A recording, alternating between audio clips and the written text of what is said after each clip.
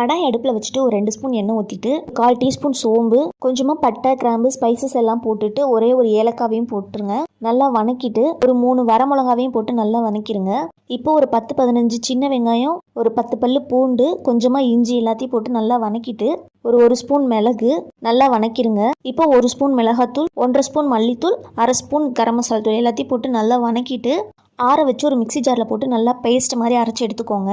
இப்போ கடாய் அடுப்பில் வச்சுட்டு ஒரு 3 ஸ்பூன் எண்ணெய் ஊற்றிட்டு ஒரு 2 பிரியாணி இலை பொடியாக கட் பண்ணி வச்சிருக்க ஒரு பெரிய வெங்காயத்தையும் போட்டு நல்லா வதக்கிக்கோங்க. இப்போ ஒரு பெரிய சைஸ் தக்காளியும் போட்டு நல்லா வதக்கிட்டு ஒரு 1/4 டீஸ்பூன் மஞ்சத்தூள் போட்டு நல்லா வணக்குங்க. இப்போ அரைச்சி வச்சிருக்க பேஸ்ட்டையும் அதோட போட்டு நல்லா வதக்கிக்கோங்க.